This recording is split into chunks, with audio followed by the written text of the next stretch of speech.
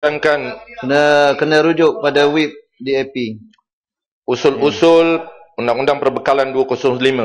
Sebenarnya di mutakhirnya kita hanya membincangkan rang Undang-Undang DR 15/2014 dan juga Kertas Perintah 42 tahun 2014 yang akan kita luluskan tanpa ubah satu huruf atau satu angka pun.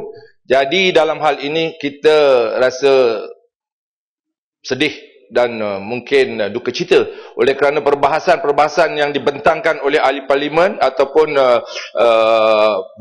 pembahas tidak akan diambil kira dalam meluluskan rang undang-undang yang akan dibincangkan seterusnya di peringkat jawatankuasa. Datuk Yang di-Pertua, saya hairan dan terpegun dengan ahli parlimen kerajaan mengatakan perbentangan perbelanjaan 2015 merupakan perbelanjaan yang begitu lengkap. Kalau saya Seri Paduka Baginda Yang di-Pertuan Agong, Tuan Yang Ditua, saya akan murka oleh kerana beberapa tahun berturut-turut mantan Perdana Menteri ini membentangkan bajet yang defisit belaka. Jadi dalam hal ini saya ingin memerintahkanlah pekan untuk memberi butiran-butiran berapa banyakkah hutang negara setakat ini, walaupun telah dijawab kepada YB Seputih, tapi saya ingin perincian berapa banyakkah hutang yang kita hutang setakat ini dan daripada manakah punca-punca hutang tersebut dan bagaimana kerajaan boleh membayar hutang-hutang tersebut. Sedangkan kalau kita lihat perbelanjawan 2015, kita akan berbelanja 273 bilion ringgit, sedangkan pendapatan kita setakat 235 bilion saja. Mana datang ni? Ini kerak lebih besar pada periuk ni, apa hair ni, Perdana Menteri. Jadi kita ingin dapatkan penjelasan beliau supaya kita sama-sama dapat pertimbangkan sama ada kenyataan Datuk Idris Jakar yang mengatakan 2019 kerajaan Malaysia boleh bankrupt kalau cara berbelanja seperti ini. Jadi kita perlukan penjelasan beliau. Saya lihat peruntukan untuk DE 50,000.4 bilion. Kita di Dewan ini tanpa butiran terperinci, akhirnya nanti akan meluluskan peruntukan ini tanpa tahu butiran dia. Apakah perbelanjaan yang akan dibuat berpandukan kepada peruntukan sebanyak 50.4 bilion terhadap semua kementerian, lebih 20 kementerian yang ada ini.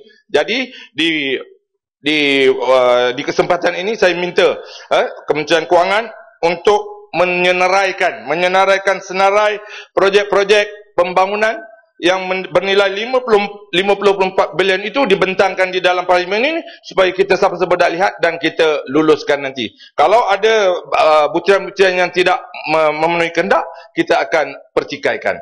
Begitu juga saya ingin persoalkan Perdana Menteri ataupun ahli berhormat pekan. Bagaimana beliau boleh mengumumkan projek-projek mega yang disebut oleh yang berhormat Tumpat tadi. Sedangkan senarai projek tersebut tidak ada di dalam senarai projek rancangan Malaysia ke-10. Ini merupakan percanggahan ataupun pelanggaran peraturan perbelanjawan. Oleh yang demikian, saya cadangkan supaya projek-projek tersebut dipindahkan ke dalam rancangan Malaysia ke-11 ataupun didaftarkan ke dalam rancangan Malaysia ke-11. Datuk Seri Yang di-Pertua, saya ingin bangkitkan sedikit isu berhubung dengan Kementerian Pertahanan. Kita tidak halang ataupun kita tidak persoalkan peruntukan tahun ini bertambah daripada 14 bilion kepada 17.2 bilion. Ini merupakan pertambahan yang banyak. Soalannya, berbilion-bilion kita berbelanja untuk perbelanjaan mengurus. Malangnya, status operasi aset kita tidak menggalakkan. Oleh yang demikian, kita minta Kementerian Pertahanan supaya memberi penjelasan apakah kedudukan aset kita selepas berbelanja lebih 14 bilion pada tahun lepas. Dan kita lihat juga berlaku ketirisan. Dan pada petang ini, saya ingin mohon kementerian atau Menteri Pertahanan untuk memperjelaskan satu kes perolehan magnetron yang nilainya tidak lebih daripada RM10,000, tetapi kerajaan membayar sebanyak RM182,000. Ini sedang dalam siasatan dan saya minta ke Menteri Pertahanan memperjelaskan hasil siasatan yang telah diperoleh. Sekiranya ia benar-benar berlaku ketirisan, kebocoran, rasuah, sebab itu kita harus tidak luluskan tambahan peruntukan pada tahun ini. Begitu juga dengan kes pembinaan pangkalan udara Batu Wers ke Arakuda. Rata-rata penduduk di kawasan tersebut tidak bersetuju. Dan kita ingin penjelasan daripada Menteri Pertahanan supaya memberi perincian mengapa perkara ini boleh dibangkitkan ataupun betulkah rancangan ini akan dilakukan dan bila.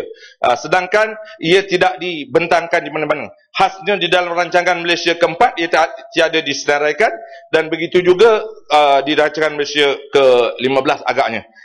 Tuan Yang Dipertua, sebagai cadangan untuk mendapatkan pendapatan kepada negara, Angkatan Tentera Malaysia terlalu banyak aset yang telah lapuk dan telah tidak boleh digunakan, tetapi dilupus begitu saja. Maka dengan itu saya mencadangkan supaya aset-aset ini dijual supaya menjadi pendapatan kepada negara. Contohnya meriam 100 mm di dalam Tentera Laut Diraja Malaysia, kerajaan Arab Saudi boleh beli, kerajaan negeri China boleh beli. Begitu juga yang berlaku kepada enjin yang telah dijual kepada Uruguay dan sebagainya. Itu merupakan satu aset yang boleh kita jadikan duit ataupun pendapatan kepada negara kita. Menyentuh Kementerian Pengangkutan, kalau ikut saya, Datuk Yang Dipertua, saya tak luluskan tambahan peruntukan. Oleh kerana kita lihat, kita luluskan peruntukan pada tahun-tahun sebelum ini, keadaannya telah dilaksanakan tapi membazir. Contohnya Marina di 20 juta ringgit di Pulau Mentanggo, Pulau Pangkor, tak boleh digunakan. Membazir sampai sekarang tak boleh digunakan.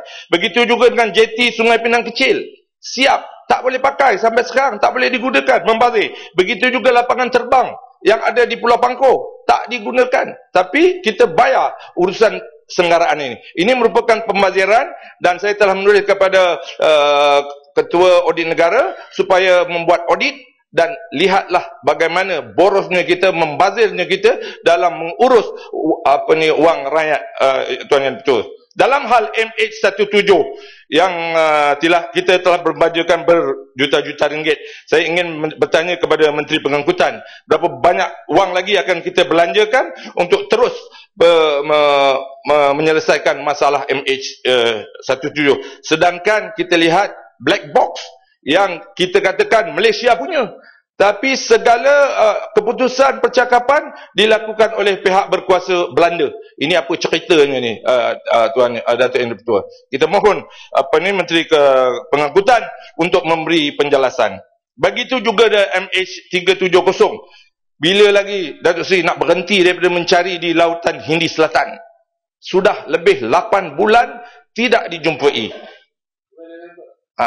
Jadi saya ingin cadangkan, hentikan pencarian tersebut. Tumpukan kepada pencarian di Laut China Selatan antara Filipina dan juga Vietnam. Oleh kerana saya percaya kapal terbang tersebut jatuh dan kini berada di dasar lautan tersebut. Oleh yang demikian, kita sarankan kepada Menteri supaya mencadangkan menghentikan pencarian di Lautan Hindi. Oleh kerana saya tidak dapat bukti daripada Angkatan Tentera Malaysia yang mengatakan kapal terbang tersebut berpatah balik. Tidak ada bukti yang boleh dibuktikan kepada saya untuk meyakinkan saya bahawa kapal terbang tersebut patah balik dan terbang sampai ke Lautan Hindi. Oleh yang demikian, Datuk Seri Yang Dipertua, kita minta supaya Angkatan Tentera Malaysia menarik balik kenyataan bahawa kapal terbang tersebut berpatah balik. Oleh kerana tiada rekod ataupun video penerbangan yang menunjukkan kapal terbang tersebut berpatah balik. Tetapi pada firasat saya, ia menjunam dan jatuh di Laut Cina Selatan antara Filipina dan Vietnam dan kini berada di dasar laut. Kalau tak percaya, kita minta Menteri Pengangkutan cari di sana, Tuan Yang Betul. Dalam hal lain Tuan Yang Betul, ingin saya bangkitkan, kita dapat laporan bahawa Malaysia melakukan R&D dan melibatkan berbilion ringgit, tapi yang dikomersialkan tidak lebih daripada 494 produk. Jadi kita ingin bertanyakan kepada kementerian yang menaja projek-projek R&D ini, apa jadi kepada peruntukan sebanyak itu, tetapi sebanyak 494 saja produk yang oleh kerana masa dah sampai. Saya ucapkan ribuan terima kasih. Jadilah dapat bercakap sedikit, mudah-mudahan ada pembaikan daripada perbincangan. Sebelum tu Datuk Cukup. satu je, kita ingin reformasi di parlimen ini. Oleh kerana kita kata tadi, selepas berbincang berjela-jela, tak ada perubahan pun dalam dokumen yang akan kita luluskan. Maka sebab itu kita cadangkan reformasi parlimen dilakukan supaya ada opposition day, private member bill, shorten notice for question for ministers dan security of bills by select committee. Ini saya sokong saranan oleh yang berhormat Padang Serai. Sekian, terima kasih Datuk Seri.